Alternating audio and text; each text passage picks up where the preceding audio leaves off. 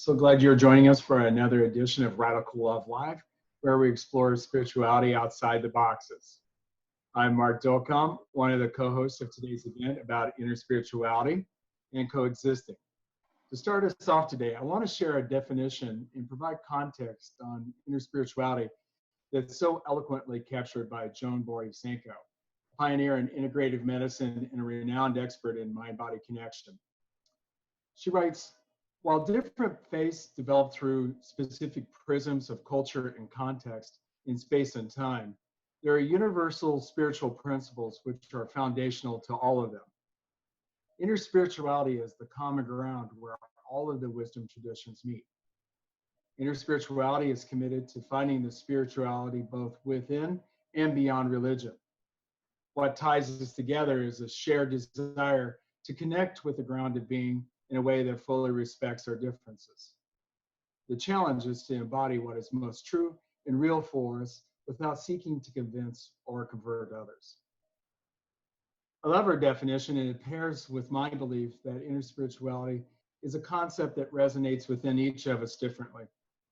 Some may think interspirituality is trendy or esoteric, but while the word itself may be recent, the concept is much older than existing religions, faith traditions, or spiritual practices. Interspirituality exists beyond the containers where we hold our own beliefs. Some may interpret interspirituality as being reductive or an attempt to melt down existing structures and then recast them to an indistinguishable blob of religions. It's simply not so. Indeed, interspirituality is a conundrum to many, yet we must practice it if we're to solve the many problems that exist today and what is yet to come. Simply put, I see interspirituality as necessary for our coexistence and survival. Without our universal commitment to seek community wherever possible, faith traditions as we know them will fade away into obscurity, and our shared human experience will continue to be diminished. If you're still not convinced of the need to find those connections, then all you need to do is look at what's going on right here, right now. Is this what we desire? A fractured, distracted world where our goal is to be on the winning side of everything? That life as we know it is really just a zero-sum game? I refuse to accept this as our ultimate reality to doing what I can do. We're all spiritual beings who have intrinsic value and are fully worthy of dignity, peace, and a joy-filled existence on our home we call Earth. To be clear, I'm not discouraged. I'm an unwavering optimist and more hopeful than ever that these turbulent times are not the new normal. Many of us know something must be done now, regardless of one's beliefs. And while our journey forward will be uncomfortable, uncertain, and seemingly never ending, we must seek out and connect across the lines of separations that were created in the name of the divine. Interspirituality is that gateway for that journey that we must take in our quest to coexist. And now, awesome co-host Kelly Wilson to share his opening remarks. Kelly? In addition to interspirituality, another part of what we're talking about today is coexistence, which is as urgent now, even right now today as we speak, as it has ever been.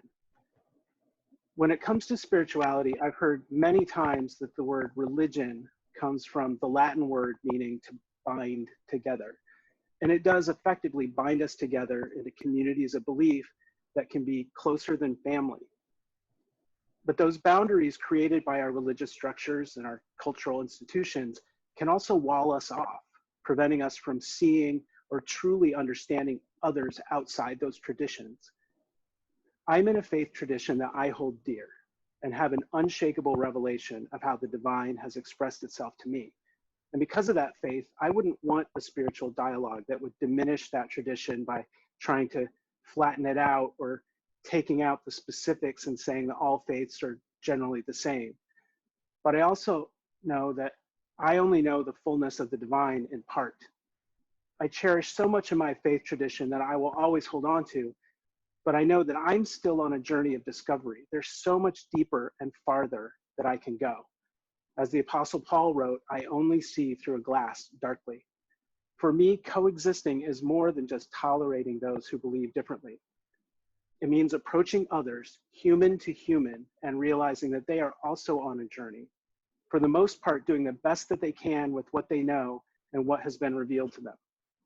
It's hard for me to go out into the world and love my neighbor if I'm always looking at those outside my understanding of the truth and thinking to myself that they're wrong or deceived or inherently criminal or less than human or irredeemably doomed. What would the world look like if I approached my neighbor and said, this is what I believe and hope for, given what I know, but it is faith, not certainty, and I've got a lot more to learn. Where are you on your journey toward meaning and fulfillment, and what have you learned? In our first live event, the opening song by the band The Brilliants put it so well: give me doubt so I can see my neighbor as myself. If I'm so certain I've got it all figured out, I don't have room to learn and grow. And my certainty that others are wrong can keep me from seeing the humanity in others and in being able to love them with dignity and respect exactly as they are today. The accumulation of their tradition and experiences, fears and hopes, their joys and their pain. Today, I invite you to explore the boundaries and barriers that might prevent us from seeing the humanity in others, and in that, the image of God that exists in our neighbors, in our communities, in the people we fear and the people we despise, from the most powerful to the most powerless, just as we cherish those people that we love in our own families and our own homes. May God, or the word that you use for the divine, the source, the higher power, give us the eyes to see. Thank you.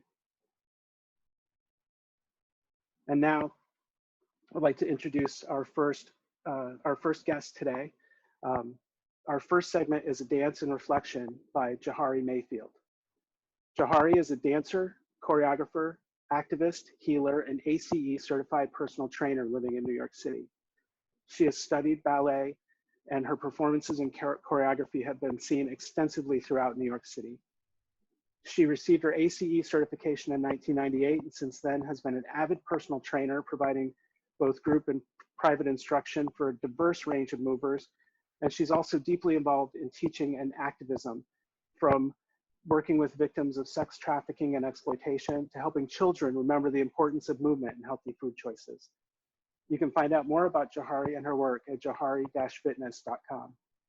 In the meantime, welcome, Jahari. And thank you, Kelly, so much for inviting me to be a part of this beautiful collective of spirituality, of understanding, of love and compassion. And without further ado, this offering is for all of you.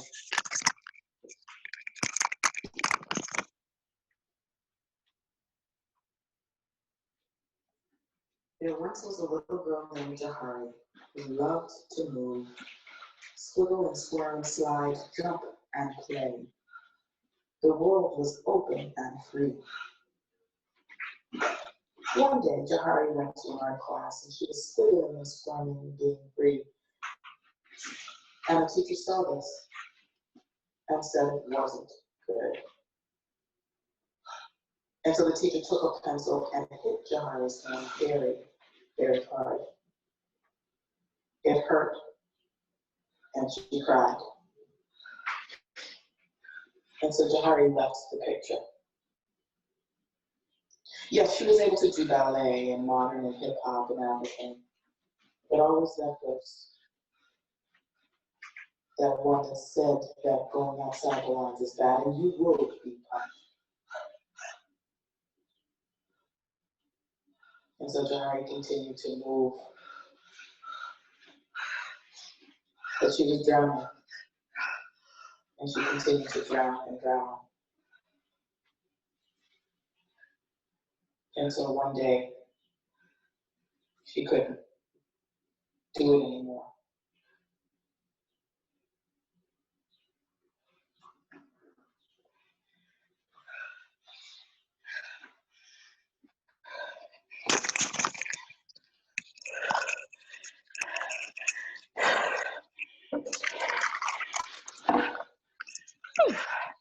Yes. All right. Can you hear me? Yes, we I hope can. everyone can hear me. Can you hear me, Kelly? Yes, we can. Perfect. Okay. That was me. And I'm Jahari. I'm an adult. I'm a certified personal trainer, dancer, choreographer, and teaching artist. And one more thing. I'm in recovery from substance use disorder. Let that sink in. I'm finding my way back to my spirituality in my recovery groups and working with children. In my 3 years in sobriety, I'm learning to go along new spiritual lines, creating space for new shapes, new lessons, new mistakes, new highs, new lows, new areas of growth. A new picture. My fellowship has allowed me to see myself in others and identify connections rather than separations. Building a bridge back to an understanding of God as loving, open, and receptive. I carried these lessons to my young dance students, who then helped me to respond with love and compassion. So my spirituality is a physical one, which comes through my service to others, helping us to heal through movement,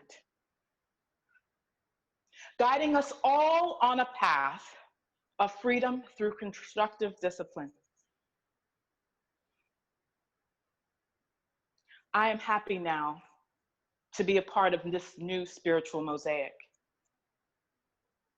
Thank you.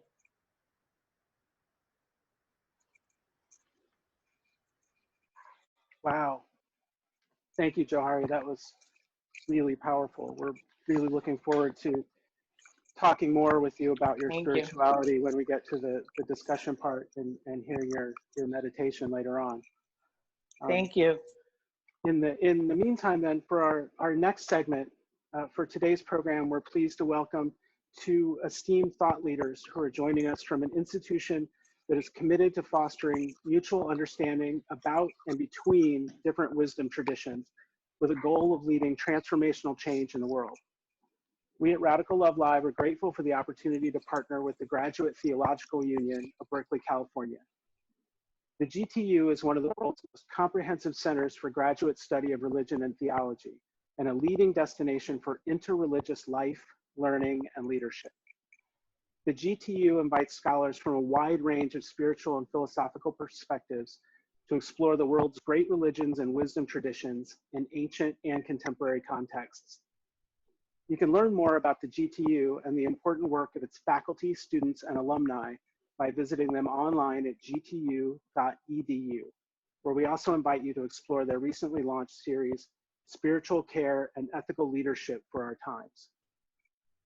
Much like this series, the series from the GTU brings together a wide range of interreligious and interdisciplinary perspectives, exploring the meaning of spiritual care, ethics, and leadership in the light of the coronavirus pandemic and other events of our times, and offers resources for fostering community and resilience. Next, we're pleased to welcome our special guests from the GTU and hear their perspectives on interspirituality and coexisting. Also remember that we are inviting our viewers on Facebook Live to write in questions for our presenters today in the comments. So we'll keep an eye out for them, and if there's time, we can incorporate those into our discussion or into our follow-up podcasts. Our first speaker is Dr. Devin Zuber, followed by Dr. Sam Baer and Sean Koff. Devin Zuber is an associate professor of American Studies, Religion, and Literature at the GTU, and is also presently the chair of the Department of Historical and Cultural Studies of Religion. He works within the GTU Center of Swedenborgian Studies, with teaching and research by Scandinavian scientist turned mystic Emanuel Swedenborg. Sam Baron Shonkoff is an assistant professor in theology, particularly Hasidic mysticism, German Jewish spirituality, and the work of philosopher, theologian, and activist Martin Buber. To learn more about our esteemed guests and their respective accomplishments, visit our website at radicallove.live and click on the digital link program, or just scan below, you'll find it. With that, I welcome Dr. Devin Zuber. Thank you so much for convening this really critical conversation. I can't think of a more trenchant topic than our being together in these turbulent days and questions of spirituality. So my own background and training is actually not in religious studies or theology, but in literature and American studies, cultural history. So I'm always very interested in words and their etymology and their roots. And when we think about existence, it takes us back to existere in Latin, which means to come into being.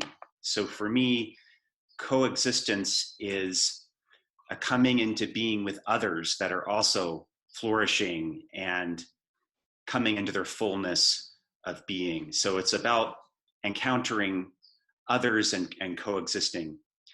Spirit and spirituality, of course, comes from spirare, which literally means breath, the breath we have that moves in and out of our bodies. I was thinking of this as Johari did her beautiful dance. And It looks like we've lost Devin for a moment. Let me see if we can get him to log back on. This is the joy of teaching in the age of Zoom. Sorry about that.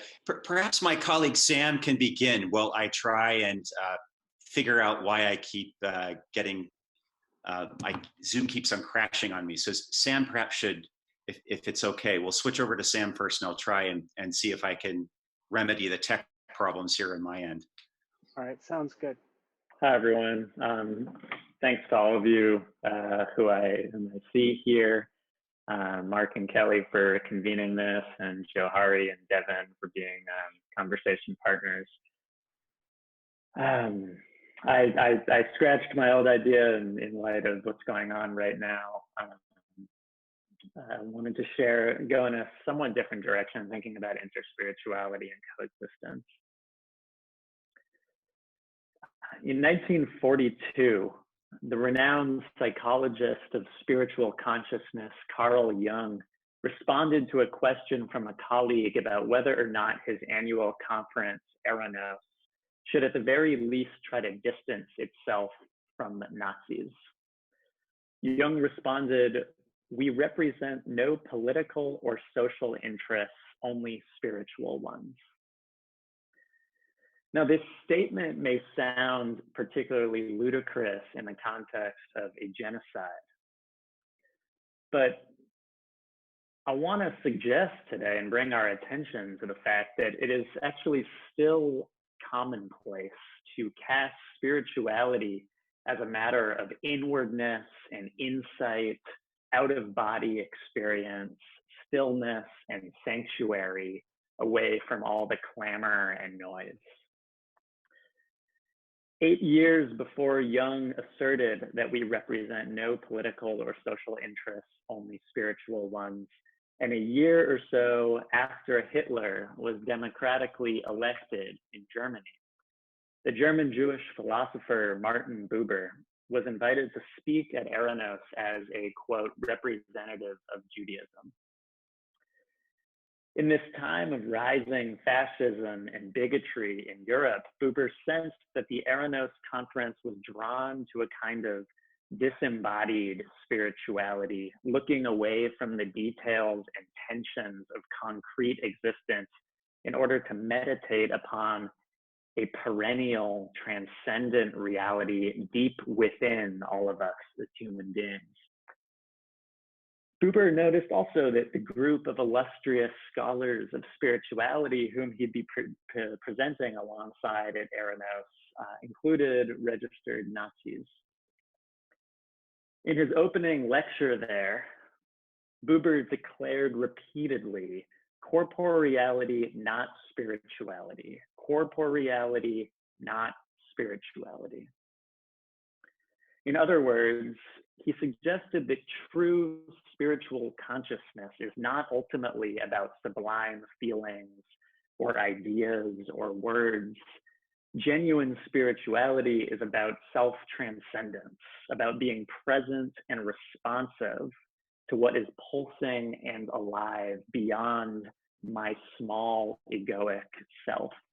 And corporeality, the concrete sensory world unfolding anew in every moment, is precisely that which calls, commands, and proclaims what is beyond me, bigger than me. That is where holiness, love, and justice, where all of these spiritual principles and values are performed and proven. The contemporary American writer Ta-Nehisi Coates wrote the following words of wisdom and caution to his son about being a Black male in America. Coates writes, "Forget about intentions. What any institution or its agents intend for you is secondary. Our world is physical. Learn to play defense. Ignore the head and keep your eyes on the body." End quote. Now, in a setting where a vast majority of American tongues and hearts say we're not racist, pointing to a constitution that says all men are created equal, what do we actually see today when we heed Buber's call to focus on corporeality, not spirituality, and Coates's call to keep our eyes on the body? We see Ahmaud Arbery on a jog, murdered by a white father and son who are not so much as even arrested for months. We see a police officer choking George Floyd to death for 8 minutes in broad daylight, while 3 other police officers do nothing. When there is public outrage following that murder, we see the masses casting judgment on the anger, and a president who calls for armed violence against protesters. This is the same president, by the way, who used the phrase "sons of bitches" to describe the Black athletes who silently and non-violently protested police brutality. So the white cop who took a knee on George Floyd's throat is implicitly defended. The Black protester who took a knee on soil and grass is condemned. Meanwhile, we see a gang of white protesters standing inside a state capitol building to protest public health policies, flaunting their assault rifles while shouting down at lawmakers, and being met only with the poker faces of restrained, disciplined security officers. Any spirituality that hovers above this bodily reality is not a genuine spirituality. It is indeed no more than a numbing agent, than an opiate. There is no universal or perennial spiritual insight or spiritual consciousness. There is only the essential spiritual question, and in fact, the first question posed in the Torah, in the Hebrew Bible. Where are you? Where are you right here and right now? This is the interspiritual ground of being. I'll conclude with Martin Buber's own parting words at Eranos in 1934. Thus we say to take seriously, to take sacredly, the lived hour with total involvement. For less than that does not fulfill with total involvement what the occasion of this hour, this ever unforeseen hour, demands. Thank you.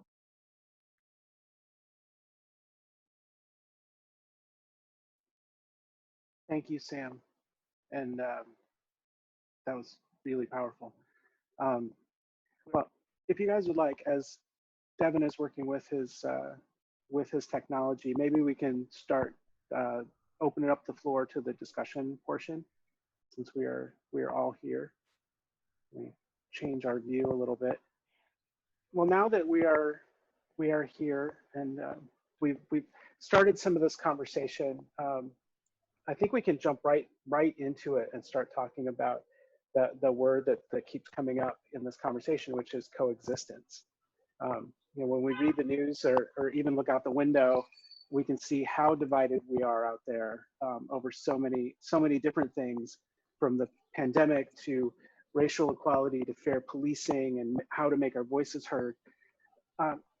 In this context, is there hope for us to coexist, and where can we find it? Wow, can I jump in on that? Please. All right. Go ahead. Okay, so Sam, that was amazing. I love how you were able to tie, am I saying correctly, Buber and the Ta-Nehisi Coates, you know, just the different times, and yet we are living in a similar kind of environment. And that, you being able to tie that together, I immediately feel connected to you. And there's less of a, he's male, I'm female, he's Jewish, I'm Christian. I feel that there is a invitation now for us to connect with each other and to, you know, answer Kelly's question directly. If we continue to make those kinds of connections that Sam was making, to the then, to the now, to the then, to the now, I think that there is hope in terms of being able to make a new decision, take another next right action. So yeah, I definitely believe that there is hope. Thanks so much, Johari. Yeah, I agree. I agree that there is hope, and I think that where I lose hope is where we try to bypass the complexity of reality. I think when we try to, you know, beeline it, right? When we try to just end genders and classes as if like we're already on the brink of some kind of harmony and some kind of like ultimate unification, I think that is tragically counterproductive. But I think that there are an increasing, it feels like, even with the rise of bigotry and really concerning rhetoric and violence happening, there is strangely simultaneously like this really real rise that feels palpable in the world right now. People who are like really trying to look at the issues and really trying to look at the complexities of our world, of religious traditions, of this country, and so on. And that gives me a lot of hope, because I think that it's through doing that. I mean, as Johari just said it beautifully, right? It's like it's through seeing clearly together that we are able to strike much deeper and new connections. And those are spiritual connections that are not independent of society or independent of politics, but that are flush with the social and the political. So with that in mind, you know, we were talking a lot about what we're doing with our bodies and what we're doing with our actions, and those are clearly reflections of what we believe spiritually. Where does then the interspiritual element fit within this context? What do we mean when we talk about interspirituality in this context? You know, and in some cases, people talk about it as though it's, you know, we're being ecumenical and we're going to get, you know, a priest and a rabbi and an imam in a room and they're going to shake hands, or, you know, but it sounds like we're talking about something different than that. I can begin to weigh in on some of my thoughts. I think where the interspirituality for me kicks in, and what it means to me, is that it is when people, without overlooking or denying their differences, right, their different positionalities, their different experiences, their different communal identities, and so on, care together. Right? It's like there are common issues that not the entire world can come around together, and I'm at least for now realistic about that. But there are core moral, spiritual issues and concerns and problems that different people can come together around. And I think that for me, like I was hinting at in my talk, like spirituality is about going beyond ourselves. And perhaps this is naive and idealistic of me, but I'll hold to it on some level, that I think when we really do go beyond, outside of ourselves, and let ourselves be touched and moved by what is bigger than my own kind of egocentric position and perspective, there do emerge insights and illuminations that people share together, and they're gonna interpret those differently.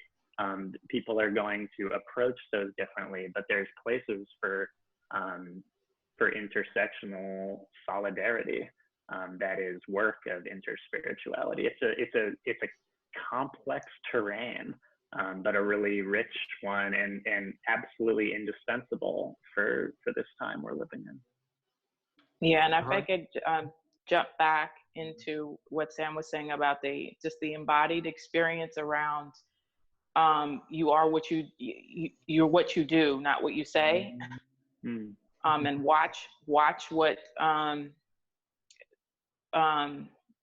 people are doing in relation to what they're saying. And so if I'm going to look at that, you know, as someone who, I don't necessarily go to church, I do believe in God, I do believe in a higher power, but for me, my going beyond myself, going beyond my who I think I am in the world is being able to help someone, being able to, for example, go to Uganda and help that community to build resources for the children and the adults that have been impacted by all kinds of life experiences. I had no idea before I went there that they don't want children to leave the country. The adoption policy is very different there, you know. So for me, getting out of my Black American consciousness and going into an African, you know, consciousness that is very much different from mine, you know, it is something that was definitely a profound spiritual experience with, you know, helping someone get water, helping someone get food. These are things that I take for granted every day, you know, and I know it may sound like water, food, spirit, you know, how are those things interconnected? It's a discovery that I'm still, you know, on, but I do know that my understanding of spirituality goes beyond sitting in a church on Sunday. I'm not saying there's anything wrong with that. I'm not saying nothing's wrong with it. But I think there is something to be said about how this translates to this, translates, how do your gestures translate to another human being who may be struggling, you know? So I kind of swerved through that, but yeah, that's for me, my understanding of interspirituality. So can I pose a question to you too, that if you It's my favorite quote, in which folks that have listened in on Radical Love Live know I lean on this hard. It is that we are not human beings having spiritual experiences, but rather we are spiritual beings having human experiences. If we think about that, are we innately spiritual? Do you believe that? You wanna take that first, Jahar? Yeah, I do. I think that there is something, and I'm going to speak to my experience in recovery, that as human beings, I think we all have a sixth sense around vibrations that people give off. You know, I do believe that we're spiritual beings, we're energetic beings, that we can sense things about each other. And so I do believe that in that kind of sixth sense consciousness, that if I'm meeting someone for the first time and there's something not quite right about them, or I meet another person and there's something about them that there's light coming from them, that for me is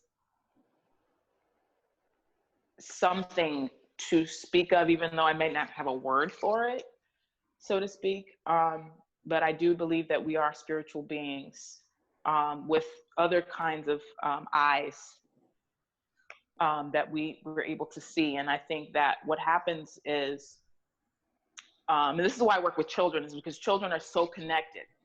You know, in the beginning, they're so connected to spirit that that when a child comes up to me and they give me a hug, or you know, I know that it's coming from a pure source. You know, as we get older, I don't know what happens. We get disconnected from that source of love and of wholeness.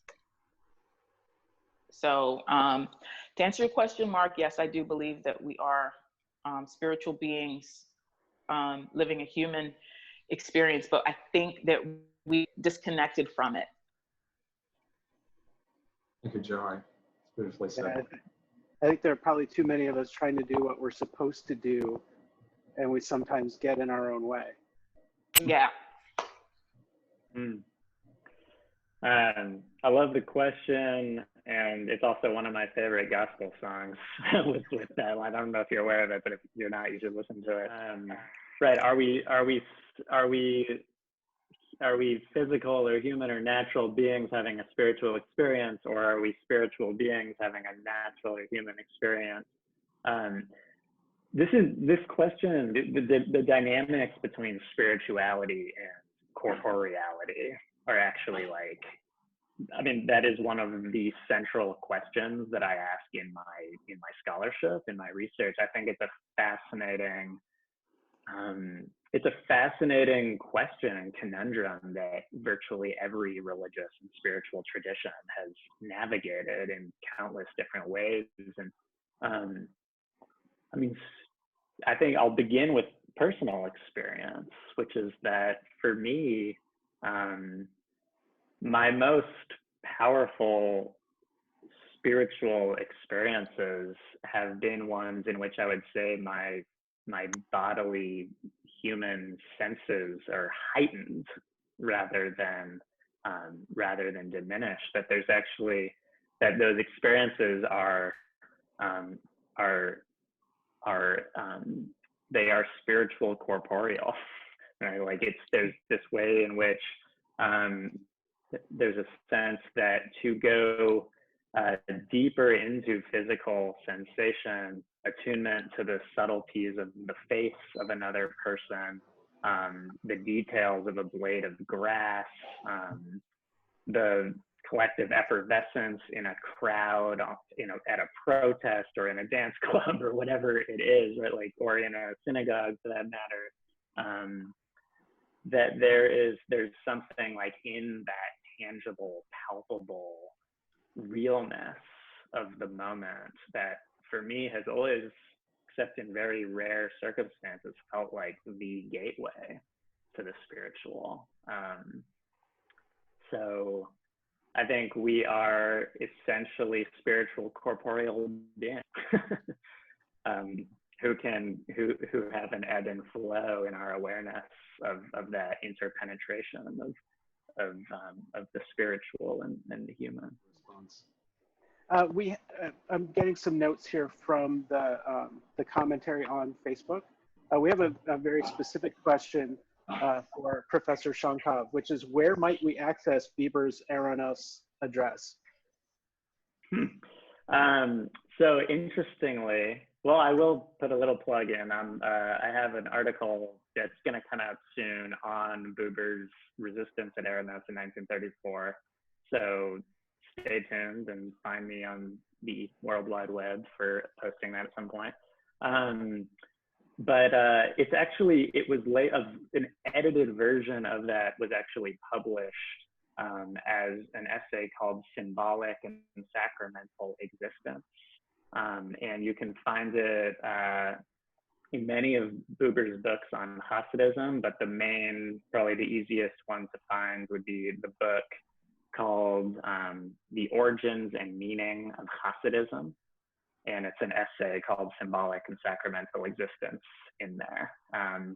There's ways, we have the stenographer's typescript of like the live extemporaneous lectures themselves that Buber gave at Eranos. And there we have like a more direct sense of whom he was speaking to and the context at Eranos in the early rise of National Socialism and so on.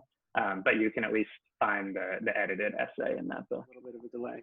But there's another question, which is, it says, I'm increasingly captured by a basic pair of equations that I suppose comes from Gandhi, which is that falsehood equals violence and truth equals non-violence. Let that settle out there a little bit. What strikes me is that before the blow is struck, the lie is told.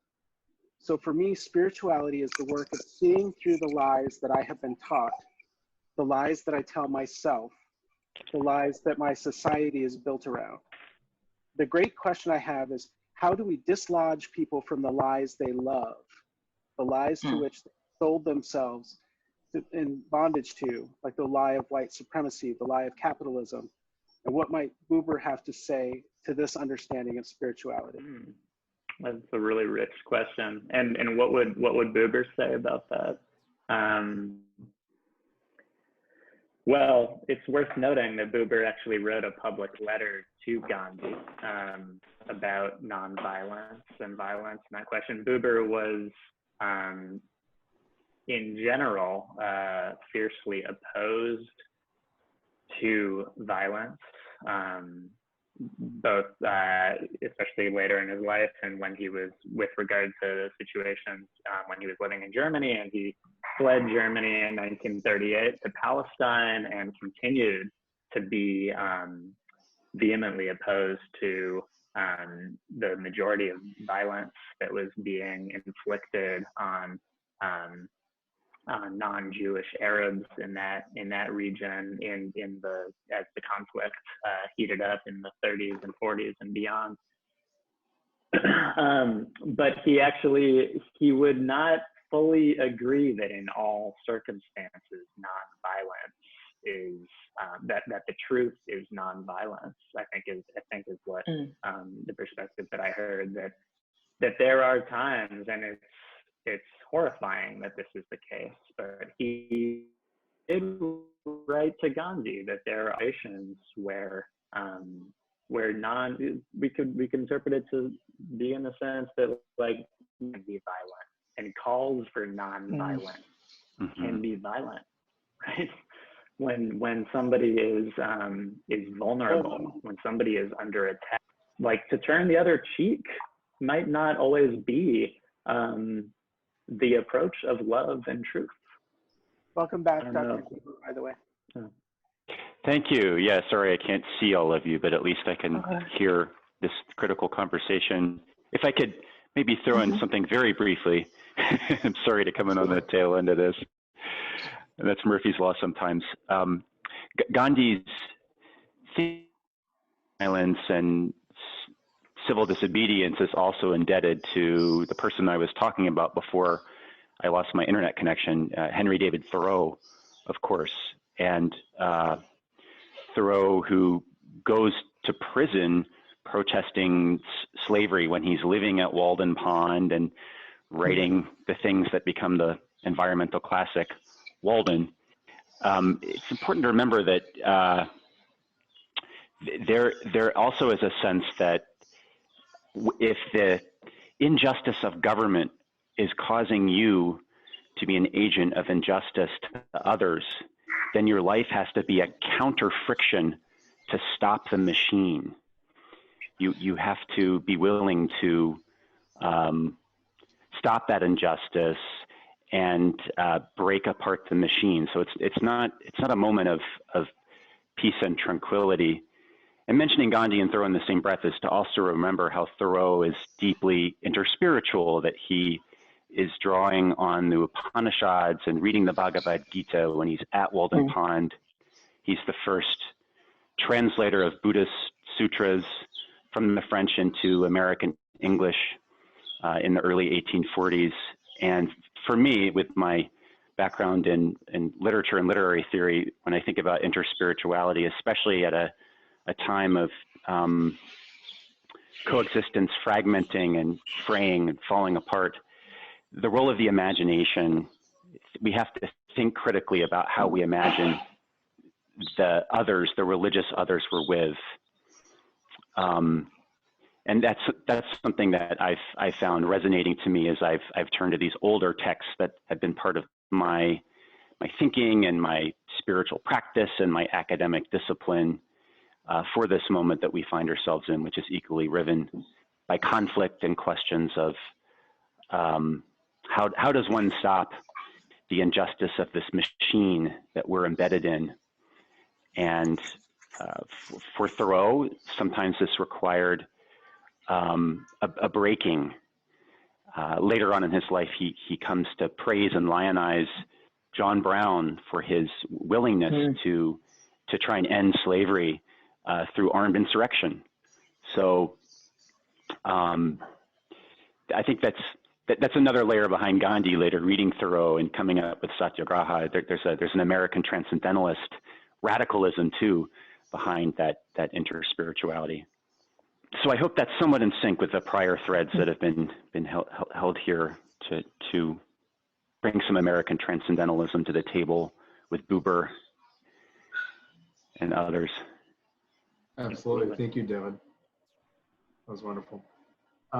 We are close to bringing our time to an end here, but we're not going to leave without at least one more question. And the question is to all of you, and it's a pretty straightforward one. Why is interspirituality important now? Yeah. Go ahead. But just, for me, to go back to the linguistic roots of spirare, to breathe, interspirituality today is in a time where the very air we breathe is part of planetary climate change and all the social destabilization that comes with it.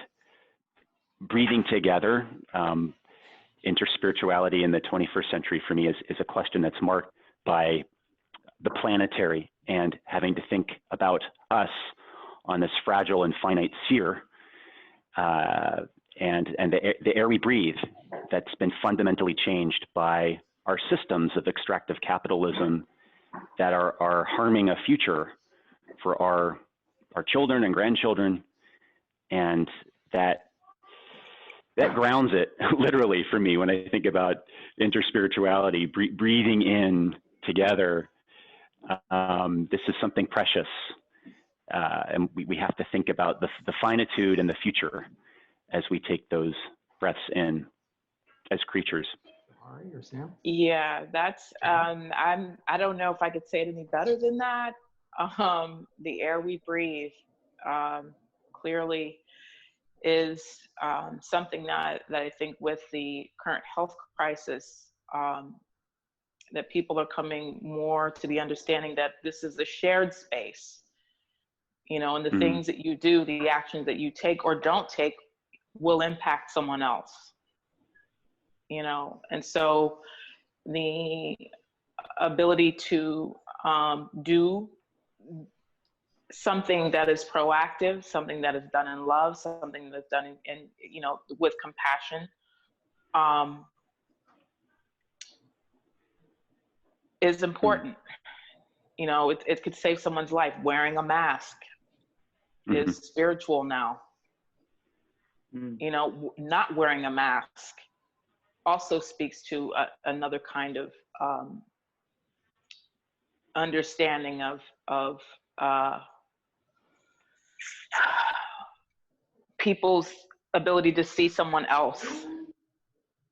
You know, and I think that is something that we all need right now, is to the ability to be able to see the we rather than the me. Because that's ultimately what, if we don't see, if we're all doing the I, you know, that's not going to allow us to survive as a species, as a spiritual being, as however you choose to frame that. Yeah, if I could pick up on this to see beyond the me to the we, and in this interspirituality right now, I mean, with this present moment in mind, like the world's changing. The world is changing rapidly, and with globalization and migration and immigration, which is only going to be increasing dramatically with the climate crisis, as that unfolds, assuming that is inevitable at this point. That a lot of the social boundaries and ways in which we've categorized ourselves and sort of gone off into particular we's, right? Including religions, also including national identities and so on, within borders in every sense of that word. We're entering a period where those paradigms and those conditions are loosening and becoming challenged and complicated, not only with ideological shifts and transformations of values, but by very concrete, unavoidable geopolitical, natural conditions that are changing before our eyes. And so the questions that have been internal to particular groups, just that is becoming less and less intelligible as an operating principle for how we exist in this world. The world is becoming, it's becoming smaller. It's becoming more diverse and mixed, and to not to not embrace that and to learn from that, and to start opening the gaze and shifting from spirituality to interspirituality, from religiosity to interreligiosity, from America first and so on to being a world of interconnected human beings, is not, it's a matter of survival. But just as Johari emphasized that, you know, wearing a mask is maybe a matter of survival, but that is a spiritual gesture. I think that, you know, that addressing these changing conditions and circumstances with an attunement to interspirituality and coexistence is that's a practice. That is a spiritual process. So as we bring this discussion to a close, I want to thank everybody for this powerful conversation. It was enlightening to me, and I hope to all, to everyone that's been watching, and to ourselves as a group as we came together in community here. Johari, when you are ready, you're going to lead us in an embodied meditation. For anybody that's watching, and for us here, please feel free to join in on the movements as she guides us. And with that, I welcome Johari to begin. Thank you.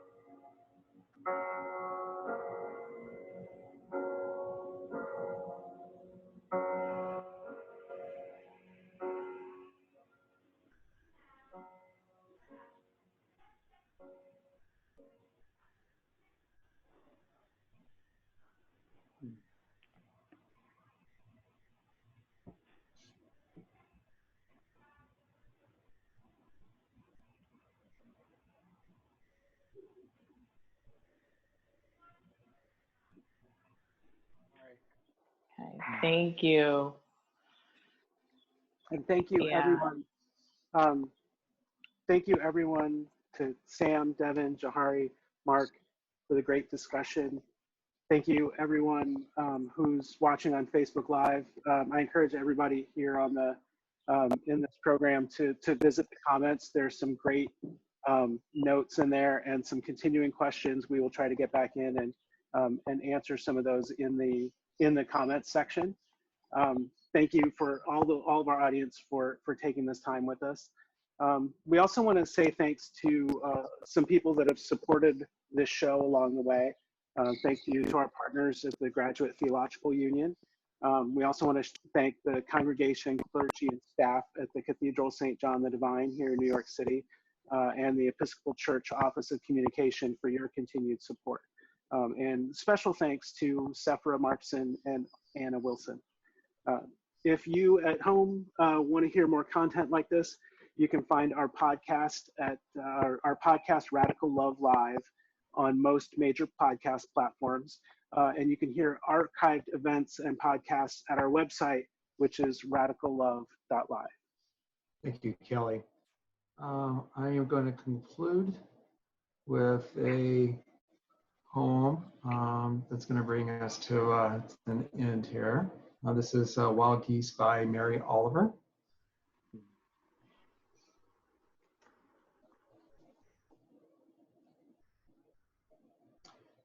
You do not have to be good. You do not have to walk on your knees for 100 miles through the desert repenting. You only have to let the soft animal of your body love what it loves. Tell me about despair, yours, and I will tell you mine. Meanwhile, the world goes on. Meanwhile, the sun and the clear pebbles of the rain are moving across the landscapes, over the prairies and the deep trees, the mountains and the rivers. Meanwhile, the wild geese, high in the clean blue air, are heading home again. Whoever you are, no matter how lonely, the world offers itself to your imagination, calls to you like the wild geese, harsh and exciting, over and over, announcing your place in the family of things.